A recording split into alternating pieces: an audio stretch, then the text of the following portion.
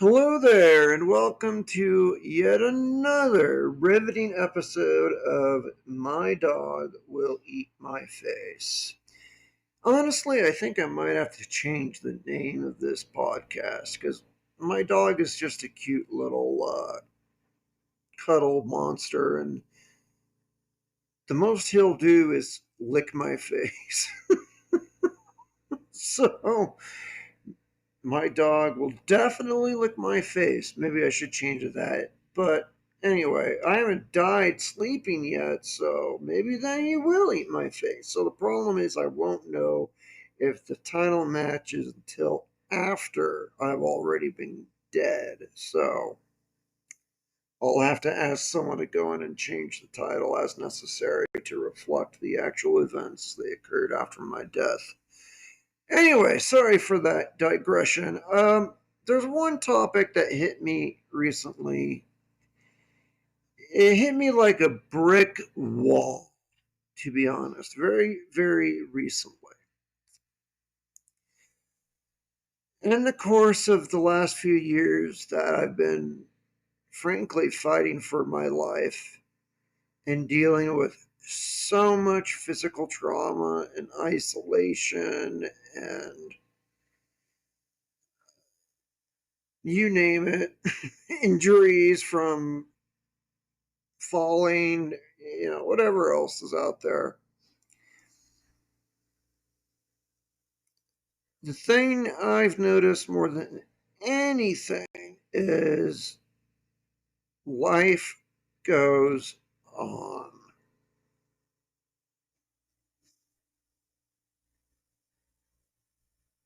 And a lot of people that I've interacted with who have terminal conditions don't quite get that. And they don't quite understand that even if they're in a terminal state, they may be responsible themselves or may need to name somebody responsible ahead of time of their finances, their mortgage, their rent, uh, any debts they've accrued, their pets. Maybe they still want to vote.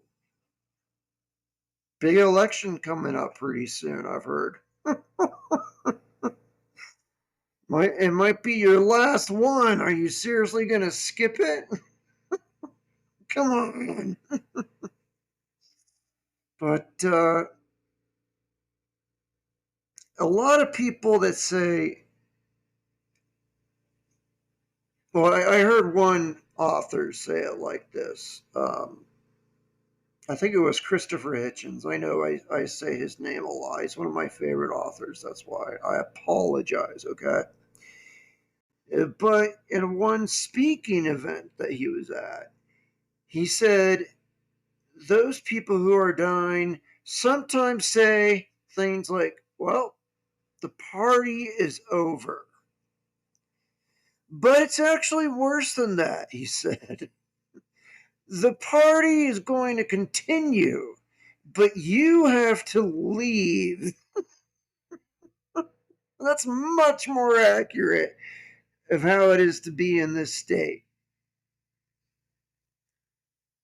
And despite all your lamenting and all your emotional baggage of dealing with this and what your family deals with, or if maybe you are family of someone who's dying, the emotional baggage can be so heavy it paralyzes you, and you have to overcome that. You've got to be an adult still.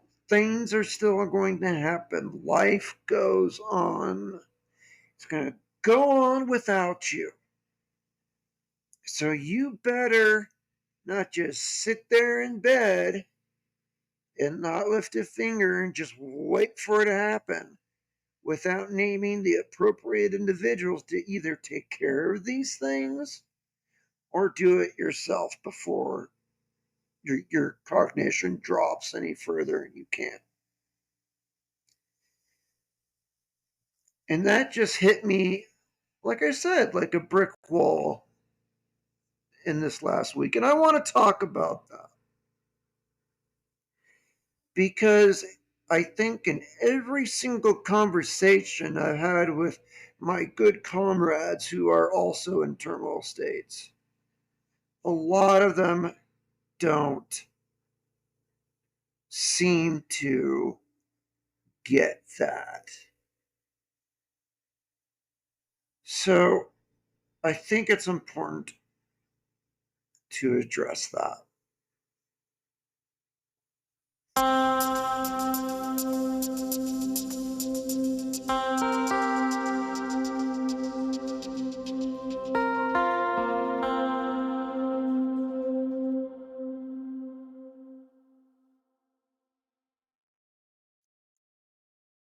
So, to address that, what does that mean? Even though you might be, I'm going to use myself as an example because I only really know my experience. Yours and someone else's, I can't really speak to because I'm not that person. I can try to empathize, of course, but I don't really know, obviously, what someone else's mind and situation is. So I have to use myself as an example. So it's no form of braggadocio, I assure you. I use myself as an example because it's the only example I really can use without making crap up. And you don't want that. Anyway, so I'm marching onward with my terminal stage heart failure that is affecting me and impacting me more and more slowly over time. It's a very long, arduous battle. I've described it as that many times. And it's basically where you go from one moment you're healthy ish, working and have your own place and drive, whatever else you're living your life. And then slowly abilities get taken away from you until you end up like where I am, and I can't even leave my apartment because I'm on so much supplemental oxygen. Leaving my apartment is extraordinarily dangerous unless I take oxygen. And with oxygen, one tank will only allow me maybe 30 minutes. And then I've got to get back to the apartment. So to actually do anything and go anywhere is an incredible logistic nightmare. And as I've also gone through this, I've experienced other symptoms, newer symptoms, edema in my lungs, dry hacking cough, uh, skin problems, voice problems. You can hear it in my voice.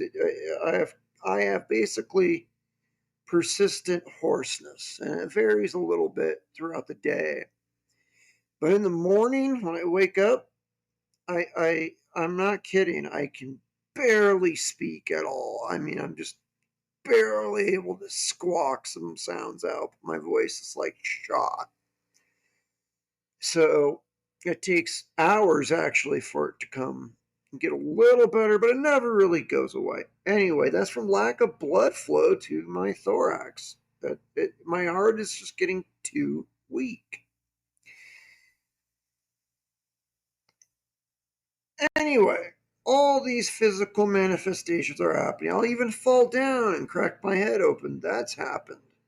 I've fallen down several times and hurt myself. I fell down week before last and hurt my back really bad. I had to go on muscle relaxants because my back was in extreme pain and spazzing out from the impact on the hardwood floor that I have. So, yes, all these terrible things, physical things, are happening to you, but it's probably not going to get better. This isn't the flu. This isn't a minor cold. This is something, when they throw in the word terminal, generally that means it's only going to get worse and then you're going to die. That's something a lot of people don't want to hear, obviously.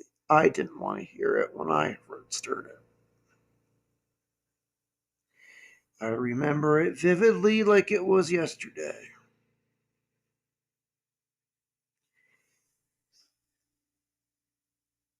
I was working from home on a Friday afternoon, normal day. I was looking forward to the weekend. And I had my dog with me, and everything was fine. Around 3 p.m., I felt like I was short of breath, so I had an oxygen concentrator. I started to use it. I didn't use it all the time, I only used it when I slept at the time. So I tried putting that on, and it didn't really do anything. I felt short of breath. So I cranked it up. Felt like it didn't do anything. I checked my pulse ox. It looked wonderful. My pulse ox looked fine. But I felt like I just could not breathe. I was like gasping for air. So I wondered, am I having a panic attack? I lay down on the bed or something, try to relax. Nothing. And then finally, I just get a feeling of overwhelming doom is approaching, and I can't explain it. If some people here have had heart attacks or strokes, sometimes it's a feeling you get. Some people that it's hard to explain. It's just a strong, all-encompassing feeling of impending doom where you frantically feel like you need a call for help. So I call 911 and they started to send the paramedics over. And while I'm there on the phone with them, I'm sitting in my chair and I realize it's all wet. Like, God, the dog must have peed the chair. That stupid dog. And then I realized, wait a minute, my pants are all wet. I basically urinated myself and had no feeling, sensation, or anything whatsoever. I did have some modesty to change my pants and underwear before the paramedics got there, actually. They put me in their cot, and then I frantically pointed to an empty Tupperware container on the counter. And thankfully, the paramedic knew what that meant and handed it to me, and I just threw up everything I've ever eaten. My body was going through the expelling stage where it was getting rid of everything inside it. It was in the dying process. I had taken to the hospital. They don't really do anything for me. I just mysteriously recover over a course of a couple days. Till finally, I'm sitting in my room watching TV, and there's the nurse there writing her silly stuff on the whiteboard that they always have, in hospital rooms. And then suddenly, my cardiologist, who I've known for years and who saved my life at least twice, walked in unexpectedly. I was like, oh my God, hi, doctor. Nice to see you. I was really happy to see him. I don't have any qualms with him. I like the guy. He saved my life. What am I going to do? I tend to like the guy who saves my life. So he sits down next to me and he looks at the nurse and says, "Can we have some privacy, please?" And shoos her out of the room. And I think to myself immediately, "Oh, this can't be good. That's not a good sign when your cardiologist shoos everyone out of the room to have a private conversation." Well, long story short, I had a pulmonary embolism. I thought those were always fatal. Killed George Patton. Somehow, I pulled through it on my own. They didn't do anything to relieve it, honestly. But with that, my cardiologist said, "I think you're really in the end stage of this disease, and you got to plan ahead. I think you have at most 3 years to live." And I asked him, "Oh, so I guess I should be making final preparations." And he nodded and said yes. We talked a little bit more and he left the room, and I was just sitting there in the room by myself. I had no visitors, no family, no friends. I just sat there in my bed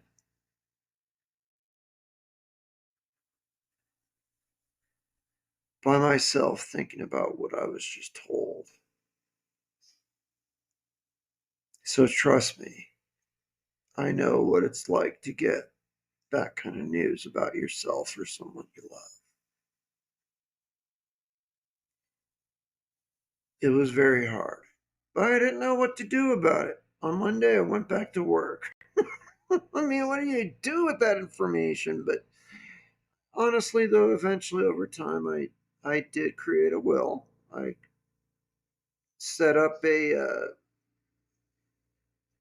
medical care form. I set up power of attorney, medical power of attorney with someone, and I might have to do a financial power of attorney eventually as well. It's probably very smart to do that if something happens. And then I just started to actually degrade from there. Things got worse and worse until I was moved into hospice. And probably the longest hospice survivor there ever has been.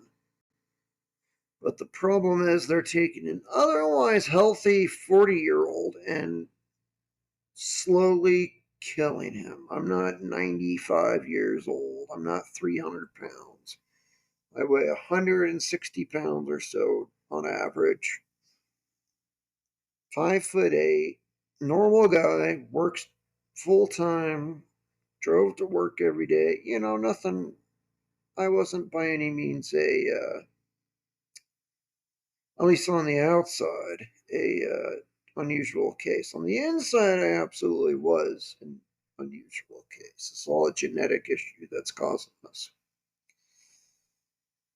And then, though, as my heart started to get worse and worse suddenly, it just it's taking forever to shave off, it seems, these things that I once had as a middle aged, middle of his career guy living his life.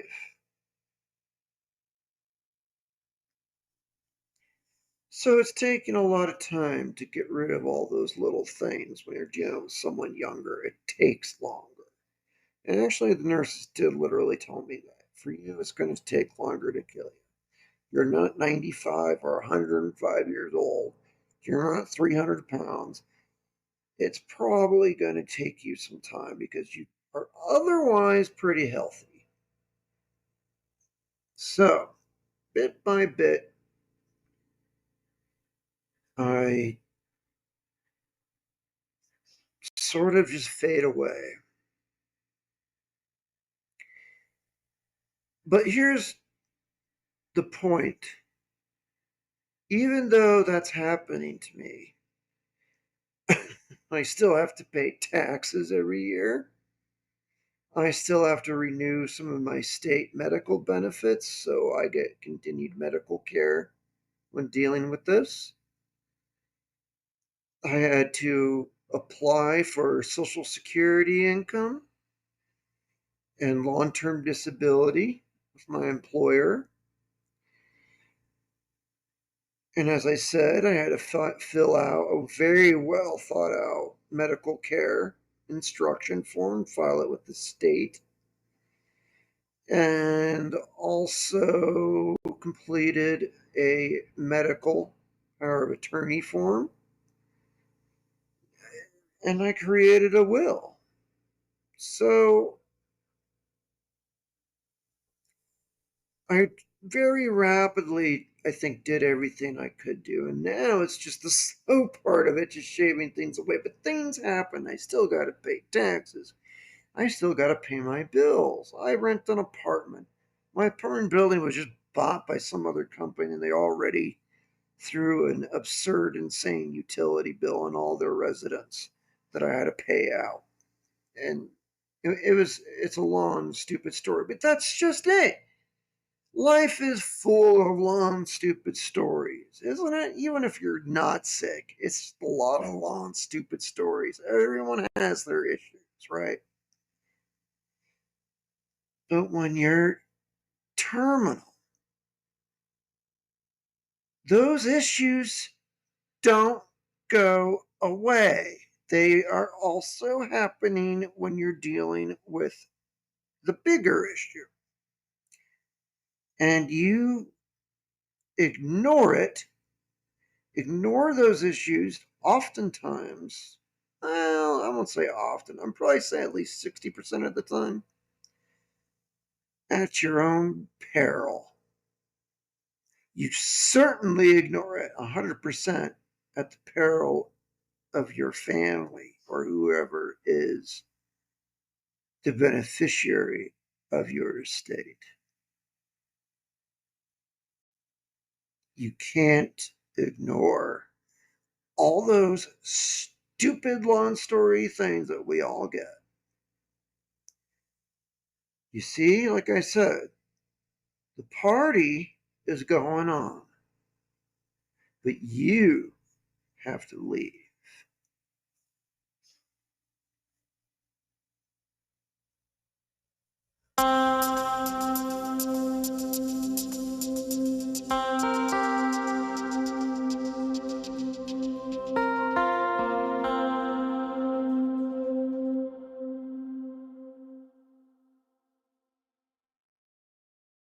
So, what does this mean?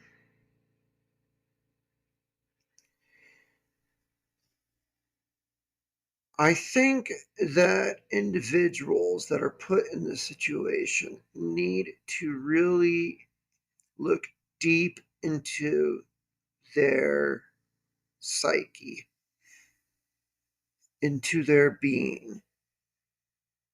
Some people might call it a soul. Look deep within you. And it's not something you can do in a day.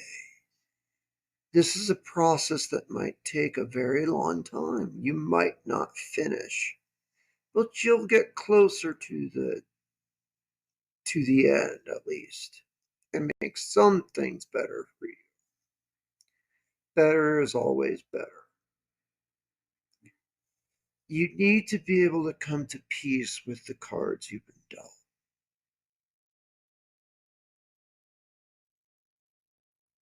No matter what caused it, why it's there, how unfair it is, how painful it is, how annoying it is, how horrible it is, how scary it is, how overwhelming it is, you're gonna have to still deal with it. It's not gonna stop because it's those things. And if you stop dealing with it and you're still alive, let's say, it's going to be at your own peril. Things like the government and employers and organizations have ways to make things even worse for you. Trust me, the IRS, for an example, they'll find a room for you. Don't worry. They'll find an empty cell for you. They want their money. So you have to be able to handle that. The only way I think you can handle all that is, like I said, being at peace with your own mortality and your terminal state. How you get there is up to you. I think the best way is self-reflection. For me, that was the whole purpose of this podcast.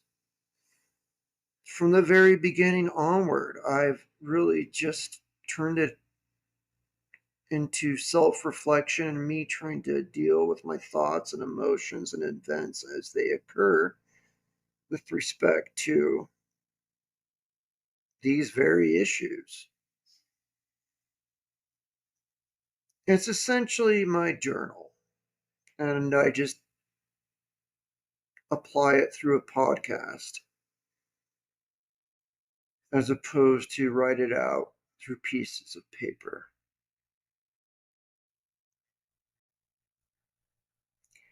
And it took me, golly, probably a couple years, which is a lot if you're terminal. If you're terminal, they put you in hospice. Oof. They're thinking you got 6 months or less. You might not get there. Um, so if you're not, so start it right away. Start early if your time is short. Because it probably took me a solid couple of years, 2 years, to really look at myself from outside and look at my being and look at who I am as a person and what I am, what I can do and change, what I can't do and change. And gaining that better understanding will help me to get a better understanding of having to deal with those problems. And absolutely, there are problems that you'll find are completely out of your control and they're completely terrible and you cannot do anything about it. Therefore, as hard as it may be, trust me, I know this because I've been sitting on something for 6 years. It's hard to get rid of things like that. But hanging on to that, letting that event into your headspace is harming you and no one else. Get rid of it. You have to. There's no ifs, ands, and buts. You have to. Or you'll just be miserable. Fine. If you want to be miserable, go for it. Whatever. If you want to move on, you're going to have to drop the stuff that you can't deal with. Like, it's impossible for you to deal with, is what I mean. Like, you can't change the tax rate. You can't change your benefits. You can't change who your landlord is, most likely. Maybe you can move. So, that might be something you can impact. But maybe it's too financially burdensome to do this. So then you can't do it. So you got to find another way to deal with it. It's a way to deal with the things and understand what you can deal with, what you can actually do, and do it to improve your quality of life with what you have left. And not sit there and whine and complain about all the other stuff. I have, incidentally, a lot of communication with like I'm kind of between Gen X and Gen Z actually, whatever that is. No, I take that back. Gen X and I think the millennials, and then goes Gen Z. Is that right? I don't know. I'm just like I am kind of just after on the cusp of the end of Gen X, if you know what that means. You know, you're a kid, maybe a teenager, and you're in the late '80s to early '90s. I think is what that is. So yeah, I was golly, yeah, I guess I was a teenager in the '90s. So I was 20 years old when 9/11 happened. So you know, I remember that, but I guess that makes me I guess, yeah, I guess I'm a Gen Xer. Anyway, let me get to the point. They have an interesting word for this process of taking care of those things that you need to take care of. You can't ignore. And I think it's actually a pretty good word. They call it, and I think Gen Z uses this too, actually, adulting. You got to do some adulting. Yes, adulting is hard, but you got to do it. Basically, it just means you got to act like an adult. You got to turn into an adult and deal with it now. I don't know how many times I've heard someone from my generation say, yep, adulting is hard. And that's all they're saying is dealing with all these dumb issues is just so annoying and difficult, but you got to do it. And you got to do it with the other lousy cards you've been dealt with, unfortunately. There isn't an option. I mean, you could kill yourself. I don't advocate that. What if the very next day a great solution presents itself? That's happened to me. I've ran into good news totally randomly at least twice in the last year. I'm not even kidding. It's significant good news. So, like with respect to day to day life, like financials and stuff. Not medical. Oh no, no good news there. But day to day life, I've been surprised by good things that I did not expect the slightest. So, yeah, punching your own ticket is probably pretty stupid because one of those things, or pick one of those things, could be happening the very next day. I will bet you a ham sandwich that's happened before. Someone took care of themselves, and then the very next day they were named as like the beneficiary of $3 billion or something. I don't. I'm sure it's happened sometimes, several times in human history. Anyway, so that's not really an option. The permanency is what I hate about it. If you want to take a nap, that I understand. If you just want to go sleep it on it, that I get. That makes sense. You know, come to it again in 24 hours. Good idea. I'm down for that. If you're angry, don't make a big decision when you're angry. That's one of my personal rules. And that's helped me a lot in my life. That's been one of my rules throughout my entire life since I was a kid. And that's benefited me quite a bit. Sleep on it. So those temporary solutions are kind of just checking out. I'm all for it. The permanency, though, of punching your own ticket and jumping off a cliff or whatever, that's just stupid because in a week you probably have a windfall of cash coming to you or something. You don't know. Maybe in 3 days you're going to meet the love of your life or anything. I don't know. You don't know either. And you are going to go for sure sooner or later. It's guaranteed. So why expedite it?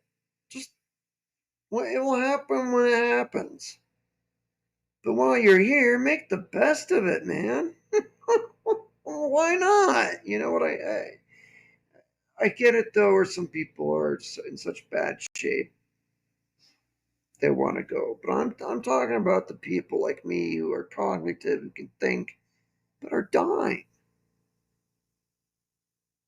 I can still do some things, but not a lot these days. I cannot even hardly leave my apartment. That's just depressing. I used to travel all over the country and the world.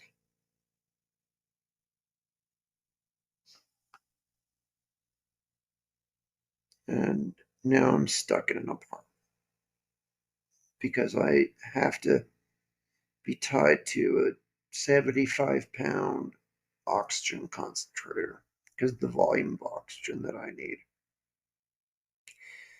Anyway, obviously that's my complaint, but I think that term is excellent. That word, at least, is excellent. Adulting. You have got to do some adulting. And I don't know who you is. People who get bogged down in the medical issues they have or problems they have to where they're paralyzed. And this happens a lot where there's just so much stuff medically, concurrently with life still going on and beating down the door. They just get paralyzed. And that does not do you any good.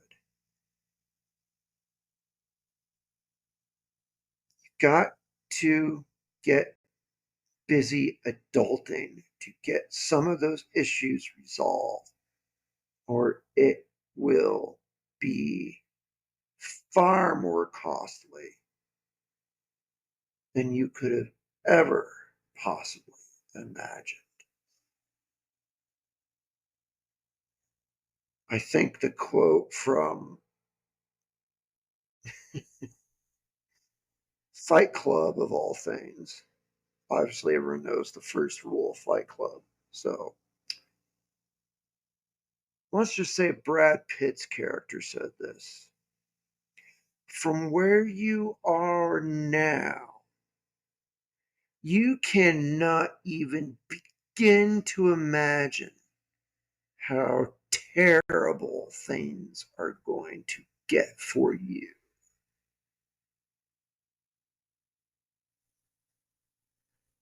And you, in this case, was basically everybody. It was the universal you. And I remember that quote from that movie.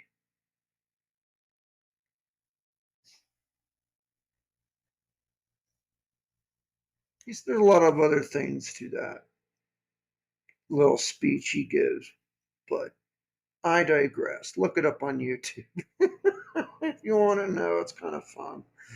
I've not heard it for a long time. I used to have it on the CD for Fight Club. God, now I'm really dating myself. Anyway, so you got to find out your inner core so you can handle those things, those physical ailments, those emotional ailments, those finalities, because the party is never going to stop for you. It's just the truth and the way it will always be.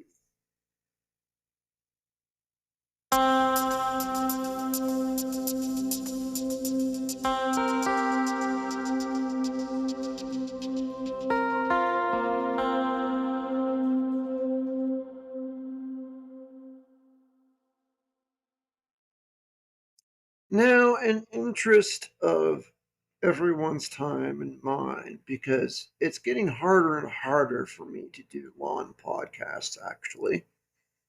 You could, I'm sure, quite imagine. One of my ailments now is persistent hoarseness, as you can hear, and it really comes and goes in pretty heavy waves, and that's a lousy thing to have when you're doing a podcast. So I'm going to try to keep this one a little short, but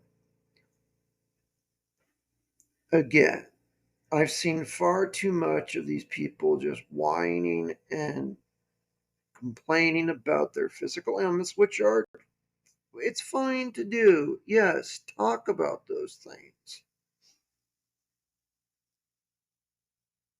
But you got to look inside yourself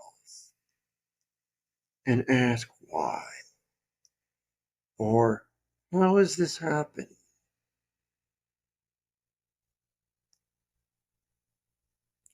One great writer or philosopher, honestly, I don't remember who said this. He said when he looked up into the sky and asked, why me? As in, why is he dealing with all of this catastrophe? The answer he got back from the heartless, empty universe above was, why not you?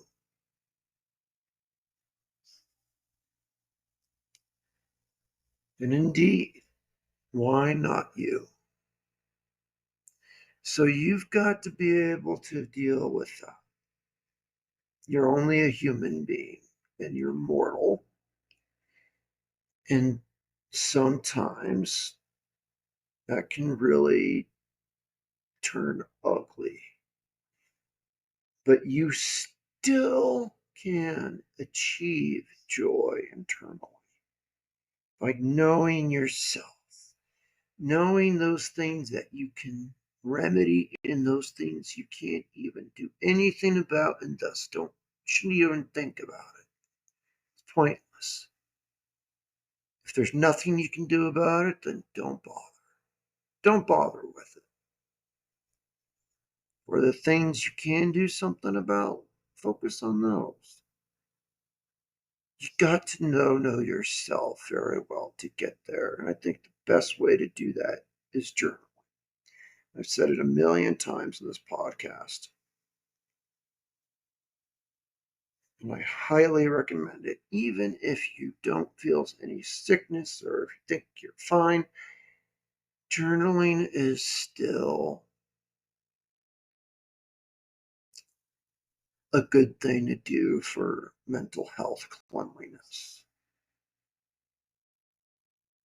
This might be a rather disturbing fact, but it might get blocked by some podcasters. But I heard recently that even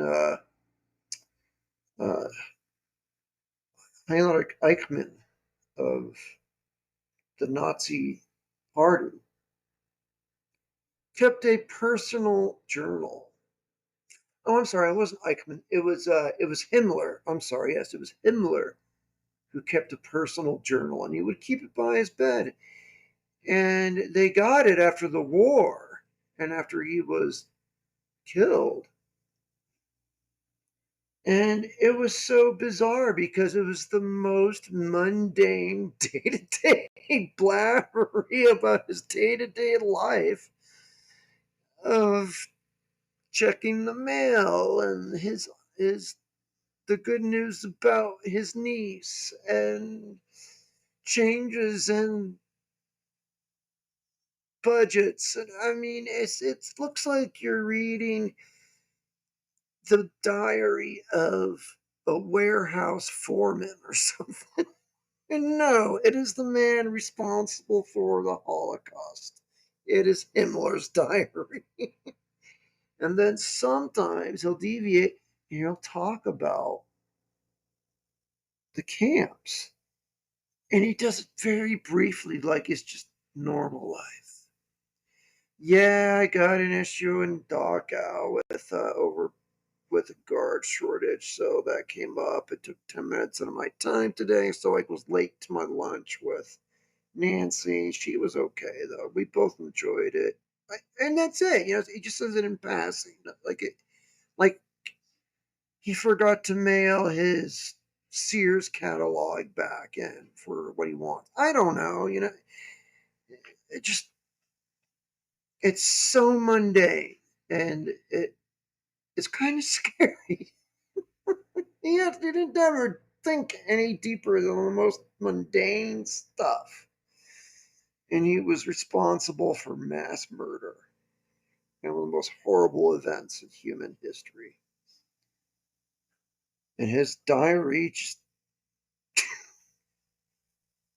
yeah, talked about the carpet cleaning bill. I mean, literally, it's interesting. Anyway, try to go deeper than Himmler. You are better than Himmler. Go deeper than him. Look deep into your heart and figure out those things that you can resolve and how you can resolve them and how you can dismiss those things you can't resolve and find a philosophy that you can attach to. A lot of times that's wrapped in a religion. I mean, religions are in many cases now wrapped with strong philosophies, sometimes many different philosophies. Think of all the different branches of Christianity. Look at the different branches of Islam. You don't only have Sunni and Shia, you also have Sunni and Wahhabism, and different groups, and you have to find the philosophy that works for you. And I think the best way to do that is not to be told what it is not to be pushed into it by someone else, as we all are in our youth, but to really sit down and think about your inner self and write it down or record it, something, paint something, sketch something that speaks to your emotions, your feelings about these topics.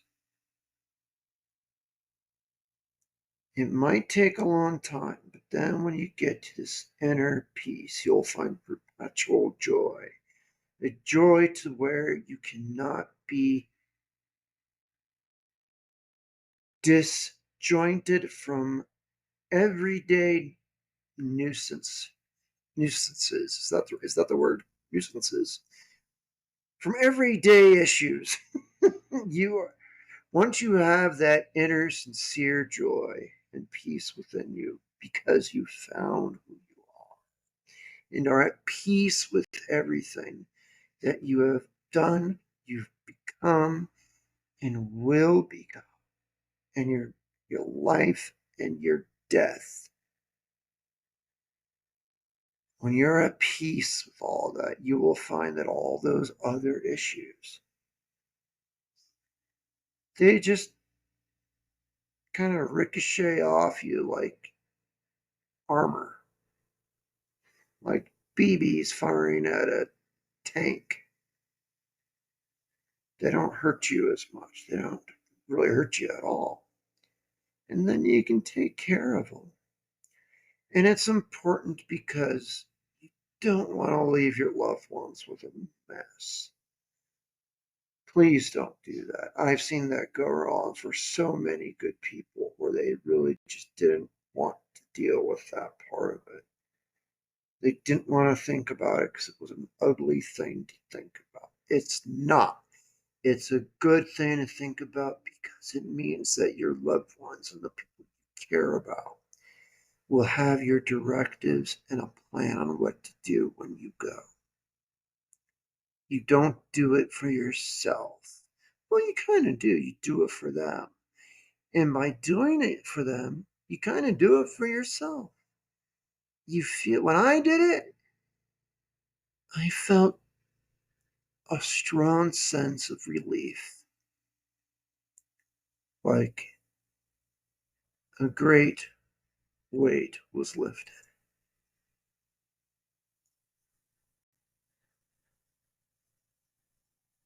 So, in short, I think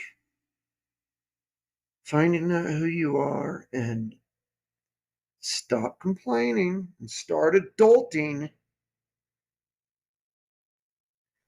be an adult,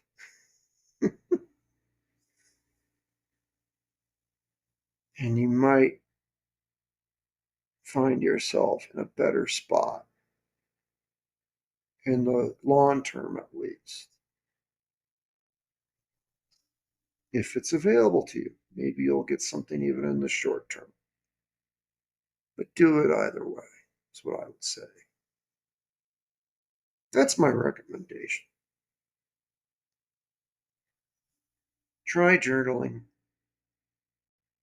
and keep adulting.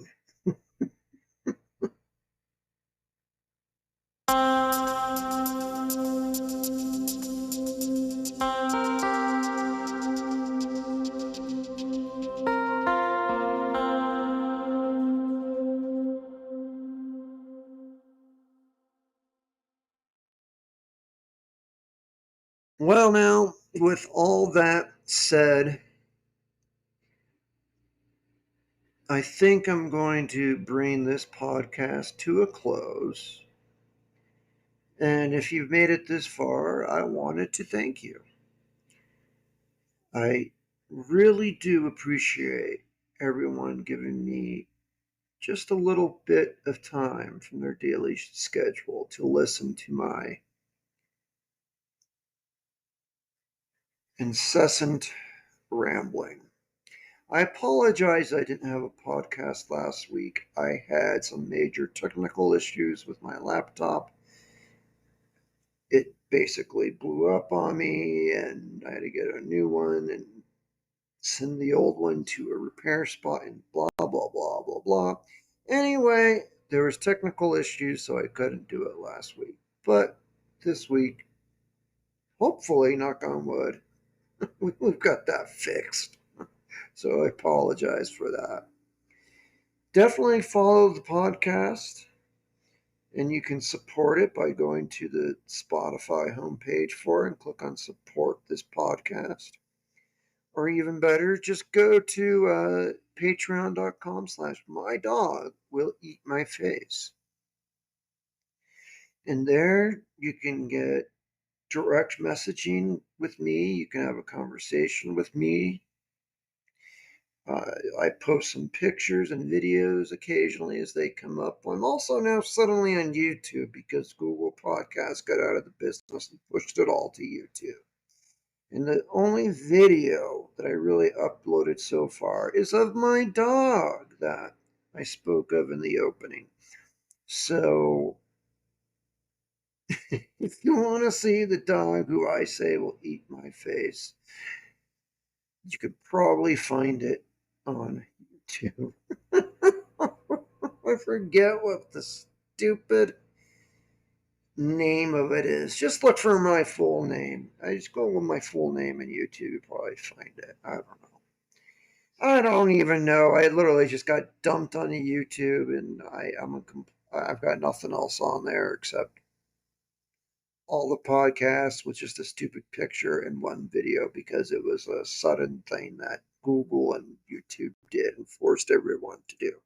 Anyways, um, yeah, I appreciate your time.